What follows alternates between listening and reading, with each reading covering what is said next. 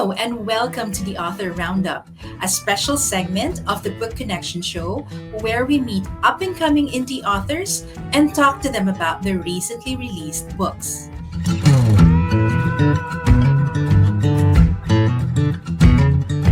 Welcome to Author Roundup, where we have great conversations with indie authors. I'm your host, Jenny, and I'm so glad you're here today. We've got a great episode lined up for you. Today's guest is a trained clinical family therapist and mental health clinician who has worked extensively with children, young adults, and their families in both private and public sector for more than 35 years. She lives in Australia and spends several months in an ashram in India each year, following a routine that focuses on selfless service, silent yoga, meditation retreats, and environmentally sustainable community living. I'm so fortunate for another chance to have her on the show. We'll be talking about the third book in Punchi's adventure series, Letting the Thief Who Stole My Peace Finally Know Who Is Boss. Please welcome Manel Halliday. Hi, Manel. It's Hi, nice to have Jenny. you back. Nice to see you again and to be here in your show. Mm, I'm glad Oh, that we have another chance to talk. So, yes. everyone's excited for the third book in Yeah. Punchi's adventure series. Tell us more about letting the thief who stole my peace finally know who is boss. Okay, where do I begin? As you said, it is the final book of the trilogy of Adventure of Punchi. So Punchi is a 9-year-old going on 30 young girl who is who suffers from severe anxiety and consequently her anxiety and anxiety disorder, really, you could say, takes her to a depth within herself to kind of question what life is about, like she joins other kids like normal 9-year-olds and does what she has to do. She goes to school, she climbs monkey bars and does all sorts of things. But in the quiet moment of the day, she will spend quite a lot of time in isolation, wondering why is her question constantly, why do I suffer from anxiety, why am I so scared to start doing new things? So the first book talked about that, her fear of anxiety. The name of the first book was Climbing Mount Fear, and literally it Mhm, was her climbing the mountain of fears that she had encountered in her life, and that was a very interesting book. And then from there, she spends a lot of time with her granny, who mhm, introduces her to lots of alternative things like yoga and meditation and, self inquiry, if you like, because granny is someone who does a lot of self inquiry herself.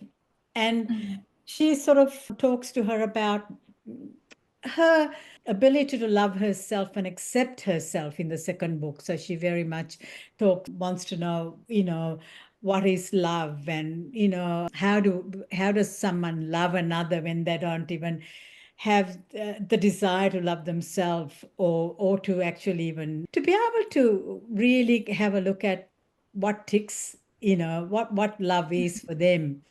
So that was a quite a great book where she, discovers what love is. To love somebody, you have to love yourself, kind of thing. So this book, finally getting to it, this book is about her coming to realize that what stops anybody from living their fullest potential is their crazy busy mind.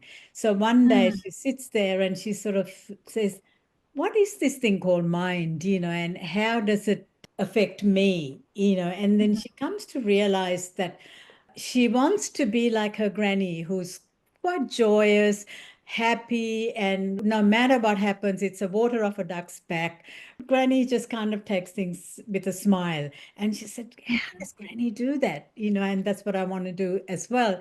So she sits there and ponders around that whole thing about, how do I find more sustaining thing called joy, peace, and contentment.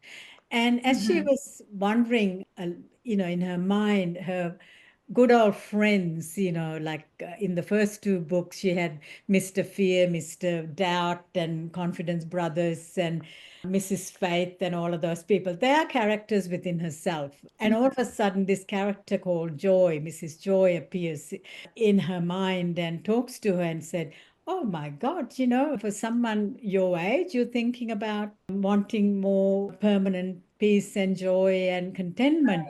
Wow, isn't that what we all want?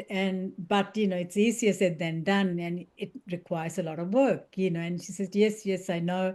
My grandma, gave me a whole routine of self-care in order Mm-hmm. to get to this point of discovering silence within me. So when I am silent and when I'm able to listen to my inner voice or inner self, right, like right now, I'm hearing you, I might be able to look at who actually is responsible for taking my peace and joy and contentment. And Mm-hmm.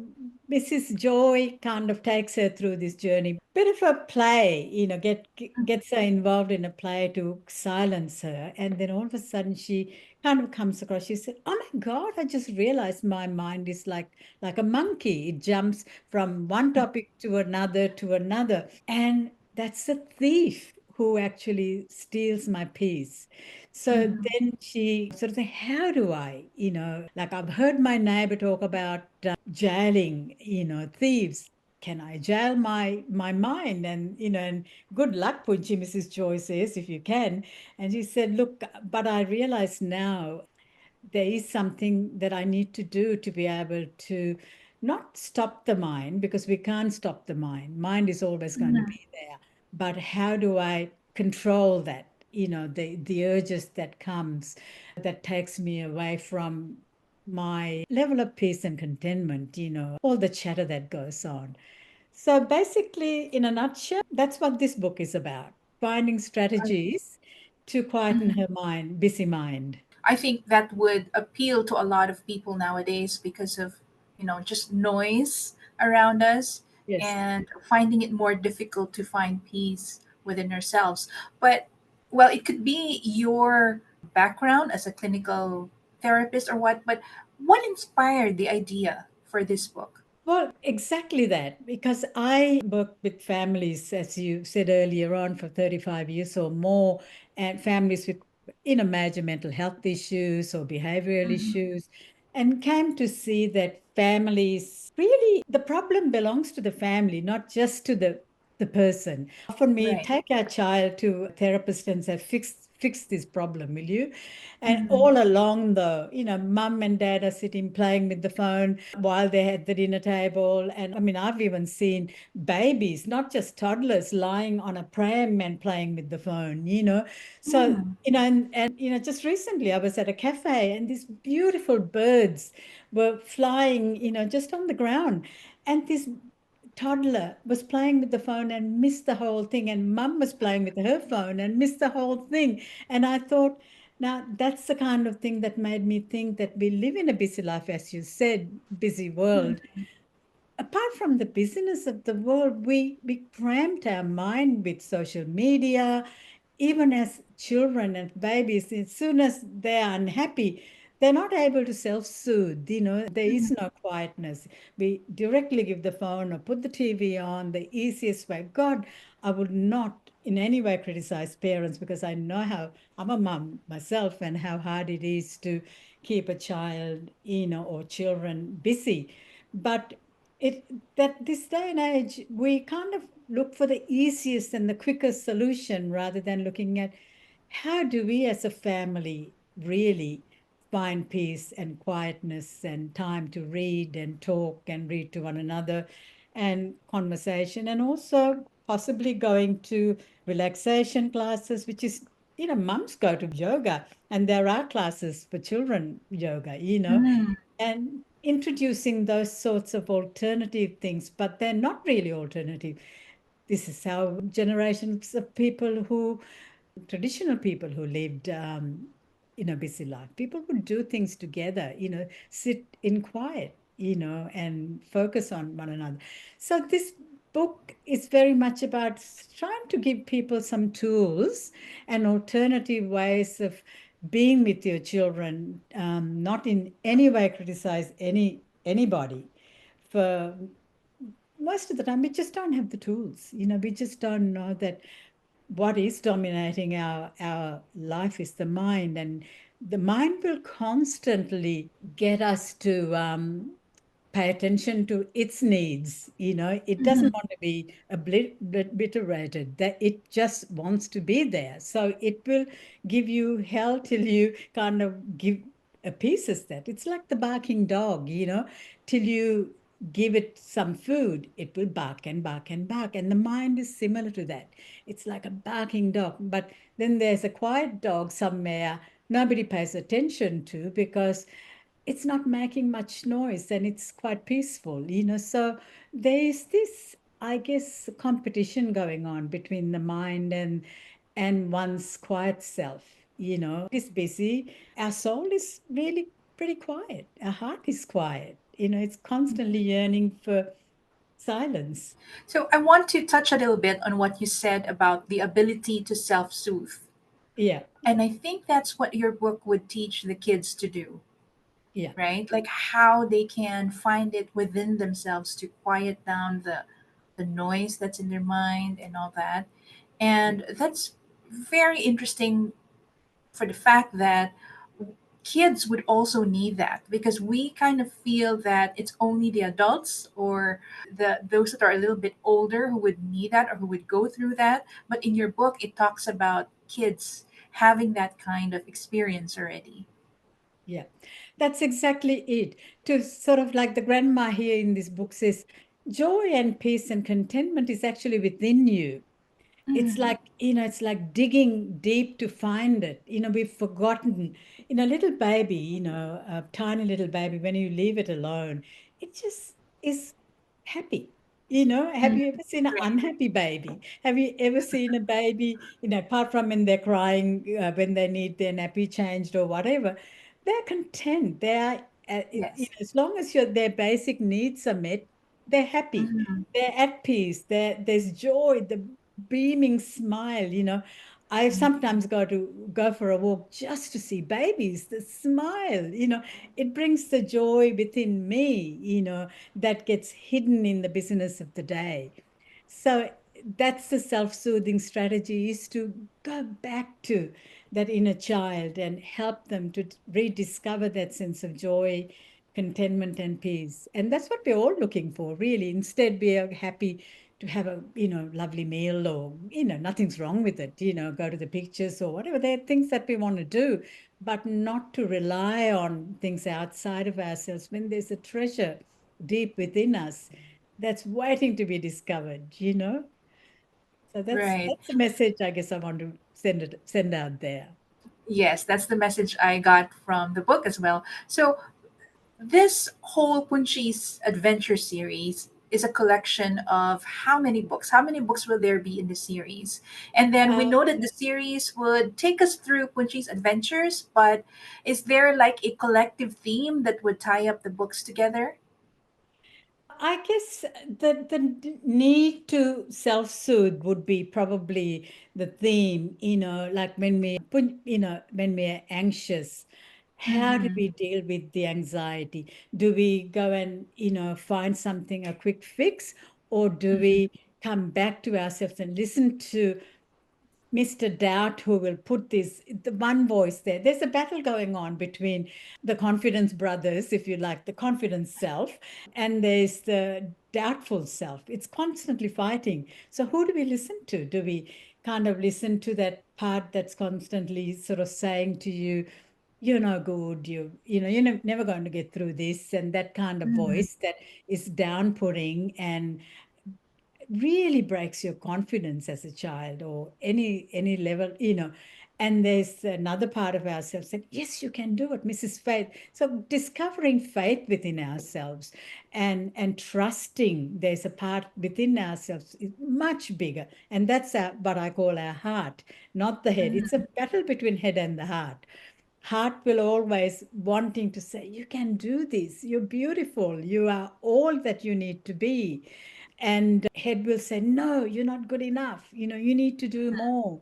So that battle, how do we kind of put a stop to it and drop the mind beneath the mind, obviously, drop it to the heart as much as we can and listen to that part of ourselves that's already joyous and happy. And so all three books really is about that. Yeah, Mhm. how to listen to one's battling self within, and find the true self that lies in your in the heart of who we are. Mhm. Will there be additional books to the series? There's so much more I want to write about and say about Uh-huh. Punchi's journey, and the discovering the inner child, if you like. There's an inner Mhm. child within us all. We talk a lot about it in therapy, but when it even for me, I know it wasn't the easiest thing to do to reconnect with that inner child. So I mean, finding more strategies to deal with finding that inner child, and learning to kind of do the dance between the inner child and the older person that you are. Yeah. Mhm. I see. Can you share with us your favorite character or scene from this book? This book, I guess, it's I'm not in any way pushing any religion or anything like that, but I Mhm. kind of look at all the different masters in Mhm. that we've had. Christ, Buddha, and you know all sorts of wonderful, wonderful, forms of God, if you like, God-like figures, and Buddha was one of them. And the first page where Buddha talks about here, quiet the mind and soul will speak. Do not dwell in the past. Do not dwell in the future. Concentrate the mind on the present moment. And that's sort of what I'm trying to master, if you like, in my life, constantly trying to say, past is past. It's a cancelled check. It's gone. We don't know what the future is going to be. Just stay in Right. this moment and trust all I ever need and want will be given to me right in this moment. And it is within me. How do I dig that? And that's probably my favorite part of the book is the silence, how to quieten the mind. Mhm. Yeah, it's probably, yeah, that's sort of my favorite part because I struggle with that myself, even though, and I sometimes think, how dare I write books about this when I, struggle. But then I have to remember to say, like Punchi, it's okay.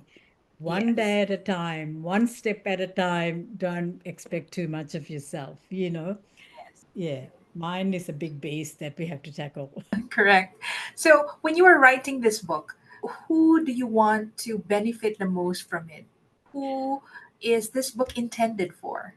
Yeah, look, it looks, when you look at the cover, it looks like it's, and the size of the book, it looks like it's a young child's book.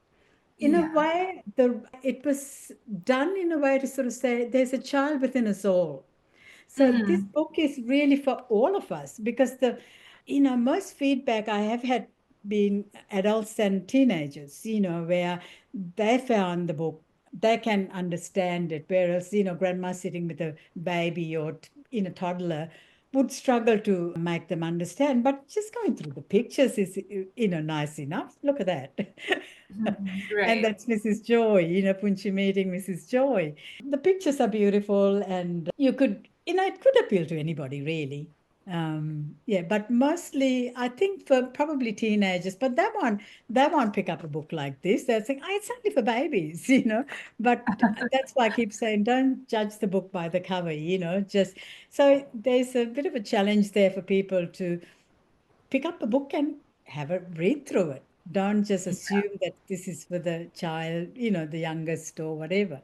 It's for parents Mhm. because there's a page for parents in the book where I Yes. actually talk to the parents about how important, the biggest lesson that parents, as a parent for me, was having a child was to realize that how precious that moment is that however hard it is to actually relive our own childhood through, and look at the mistakes that our parents made, and not in any way to criticize them, but to appreciate how tough the job is, you know? Yeah, Right. I see. I'm sure a lot of people would be able to relate to what's in the book. Not just yeah, kids, but I think parents would even be, able to relate to it a lot more, considering like the tips that are given there and how to quiet the mind and all that. yeah, So, Manel, let's talk about your journey as an author this time. This is already your third book.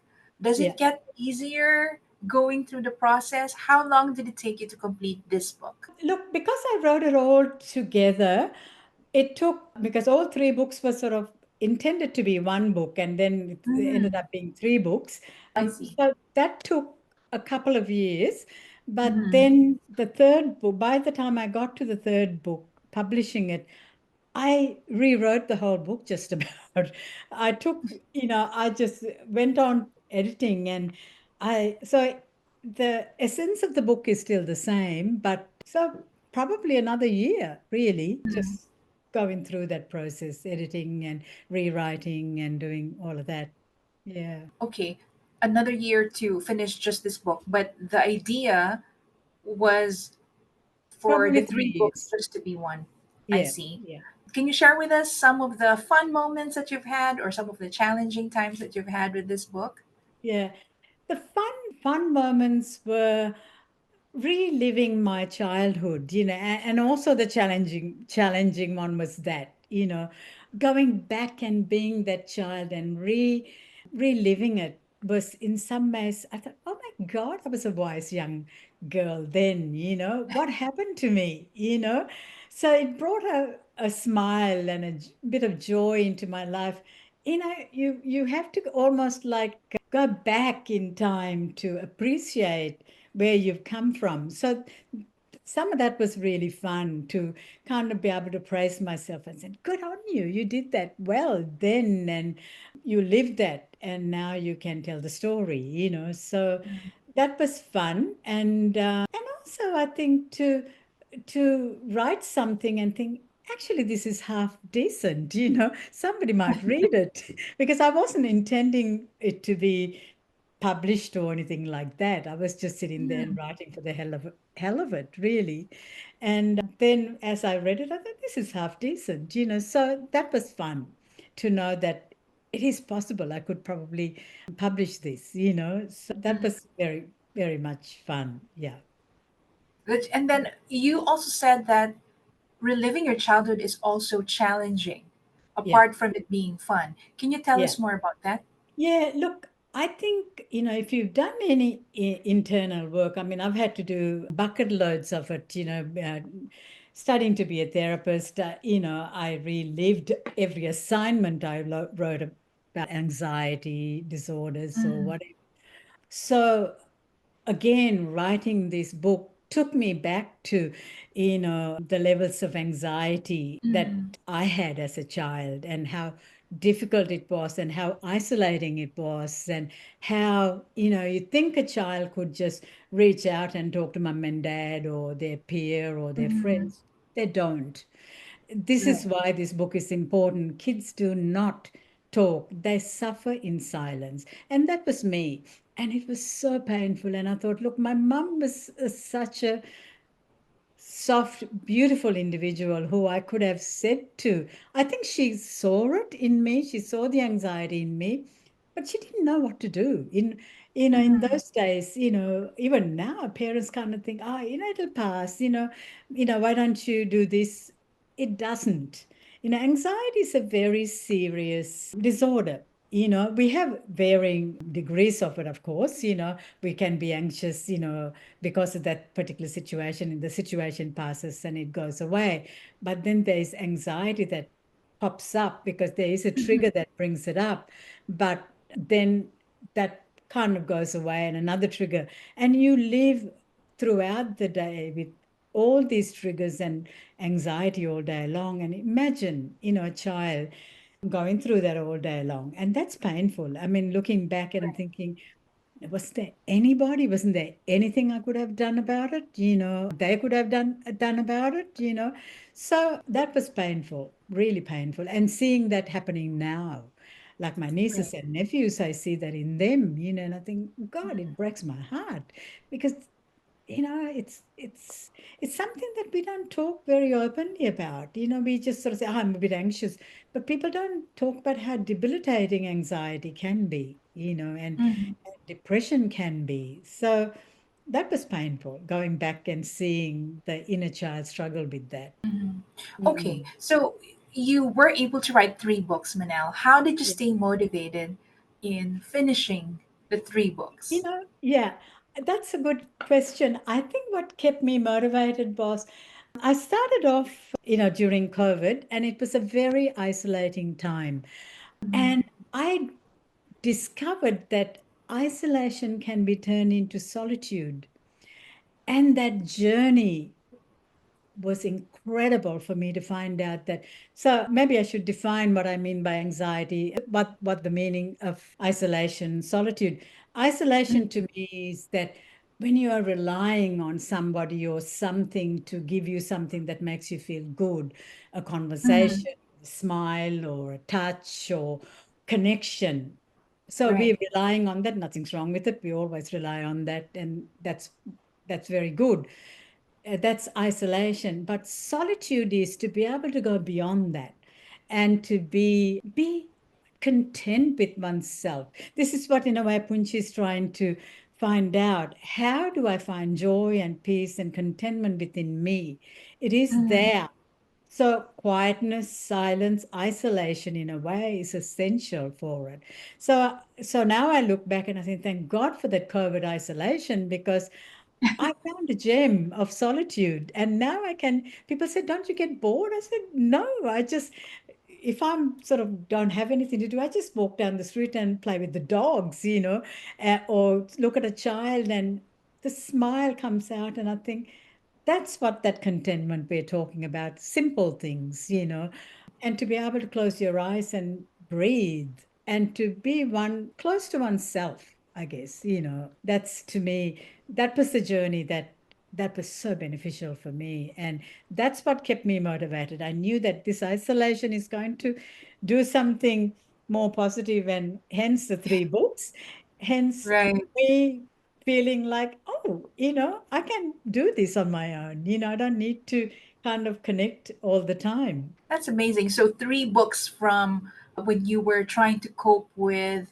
the isolation and then finding solitude. So, the three books were very helpful to Yeah. you during that period of time. Mm. I see. Yeah. Is there anything that you feel you could have done differently? Oh, that's a good question. What could I have done differently? Hmm. Probably given it a bit more thought in terms of the audience or who will read the book, kind of thing. Mhm. See, when I started writing, I wasn't at all interested in selling it or doing anything with it.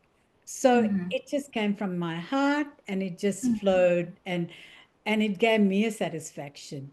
Now, having gone through and having three books published and seeing what people are looking for, I sort of think, should I have actually thought about that a bit more? What's a popular thing? But that's not me. This is what makes me different. I don't do the popular thing. I am kind of one of those people who do what makes sense to me. So if people read it, fantastic, and that would be such a gift for me. Any feedback or anybody reading my book and getting something out of it. But I didn't gear my work towards that. Maybe I would think about it a bit more next time. Okay, Maybe. so It's a big you maybe. for the fourth book or for the coming books in the Yeah. series, right? I see. So Yeah. you did mention feedback, and that's what I want to talk about next. Yeah. Because I remember when we had this another conversation about your previous book, Climbing Mount Fear, you got a very special review about your book, or feedback about your book, about Climbing Mount Fear, right? How about for this latest book? Yeah. Are you starting to get feedback as well? And can you share with Yeah, us yeah, I have. My the first nicest feedback you've received? feedback was because I don't think it actually caught in the interview. It was from a 70-year-old man who cried when he read the book and said, I can really relate to this and my own childhood and my inner child. This one actually came from a teacher. high school Oh. teacher. The book somehow, I don't even know this person. I have not met her, but she wrote a lovely email to this friend who lent the book and saying, show this to the author because she said, I have so many young children in my class who suffer from anxiety and lack of self confidence and self worth. And she said, to a point where they miss so many days school because they just can't get themselves to school. And she said, I know these books will help them because it comes Mhm. from somebody who's actually gone through that process and it will give them hope. And so she was going to give copies, at least her copy, to lend them to one of the kids. And then she said she'll get some feedback and then she wants to give the kids the book, and she said, so that was a thrill because that's the kind of thing I was hoping for. I was hoping that kids who are struggling at school will get hold of these books and read them and feel like, you know what, we can listen to ourselves, see the goody and the baddie within ourselves, if you like, and listen to only the one that is so encouraging, of Mhm. what it is that we're trying to achieve in life. Because kids these days are very different to the kids, I think, when I was a kid, they're much more sophisticated and much more, Mhm. and that's why I think they immediately take to social media and telephone and all of that sort of thing because they're hungry for information, but unfortunately they get the wrong information. They don't get Mhm. the kind of information that they're looking for, and that is to find oneself, within, and to turn that outward look in. We kind of think it's for monks and nuns and people like that. Not so, because the young kids who are born these days incredibly wise, and they're hungry for something more than the fairy tale books, I think. So it's a in the market, that caters for the fairy tale love stories and the books, which is great. But I think this is a bit boring, really, because it is about doing the work, Mhm. starting from a young age, inner I work. see that. That must have Yeah. felt amazing, knowing the impact that your book had Yes, yes, yeah. on I the was so thrilled to readers. hear that. I said, "Oh, look, I'll be happy to talk to her, and to her kids if they want me to come and talk to them. I'd be more than happy to, and to sort of that encouragement. And I was thrilled to see a teacher who cares enough. Yeah, this is what my kids need, Mhm. Yeah, Yeah. teachers need to kind of look for alternative ways of dealing with anxiety and worry and that sort of stuff, apart from the quick fixes that we offer these days. Mhm.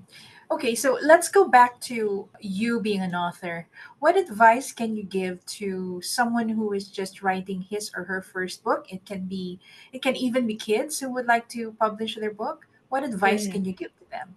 Look, I sort of think don't write to sell books. Having said earlier, maybe I should have done that to publish a book or sell the book or whatever, because it puts too much pressure on you. You kind of think, I've got to write to the market.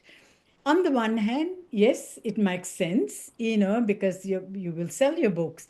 On the other hand, it doesn't give a authentic view on life, and what we're yearning to find out as human beings. We are constantly yearning to make ourselves better human beings, not just better in getting the better car or the better house. Great, they're lovely things to have, but to be a better human being, to be, to feel good about ourselves in when we go to bed at night, to sort of say, I did the best I could today. And it might not have pleased everybody and it might have ruffled a few feathers, but I was authentic, So Mhm. in your writing too, I think you need to be authentic, and just write and see what happens. Okay.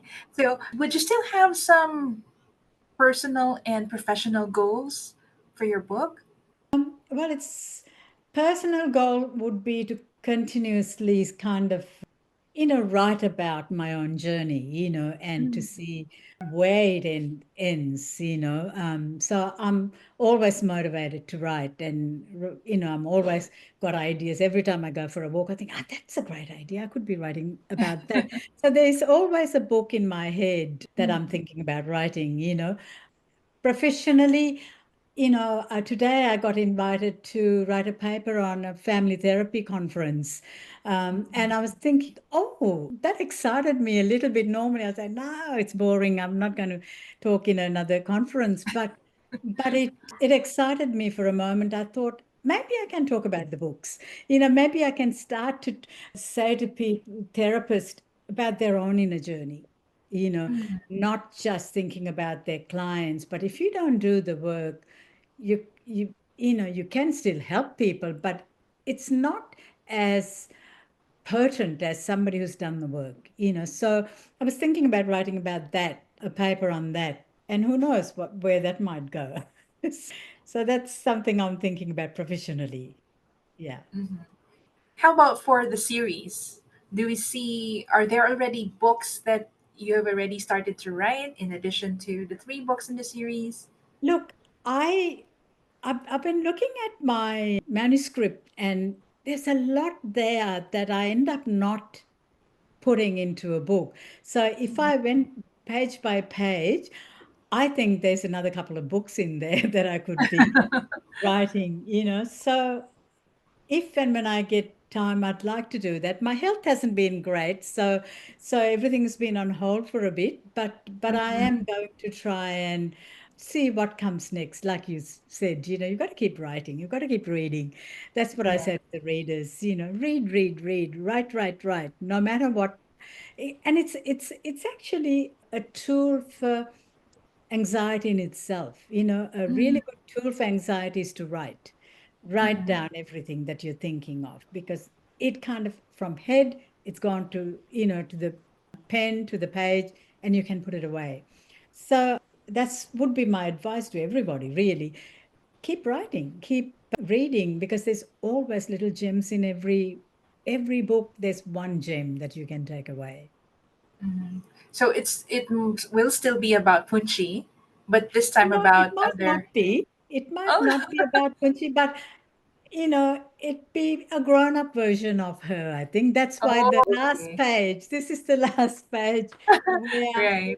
I'll show you Your the page the and picture. the picture of Punchi, grown-up version of it. So You can raise she, it a little bit. There, okay. Yeah.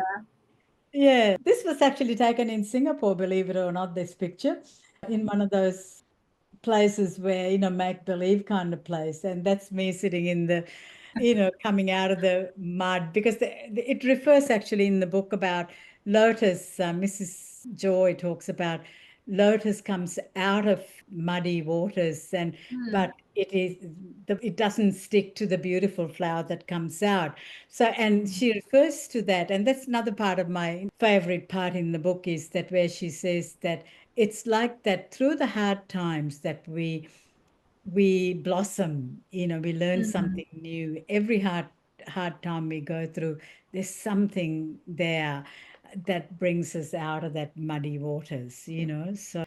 So yeah, so there might be something around that. Who knows? Yeah. Okay. So, what is your final message this time to our The viewers final and our message listeners? is just that, I think, don't give up on when the times get tough. Just know that you can ride that wave. After all, lotus do come from muddy waters, and Mhm. they do bloom, and they give the most beautiful flower, for Mhm. every living creature to enjoy, the Mhm. butterflies, the bees, the human being, the children. Yeah, look, don't give up on yourself. No matter what happens, just keep on writing, writing, writing. Writing is a great way of healing, really, I think. Yes, I agree. Yeah. Thank you so Definitely. much, Manel, for another uplifting and very encouraging talk.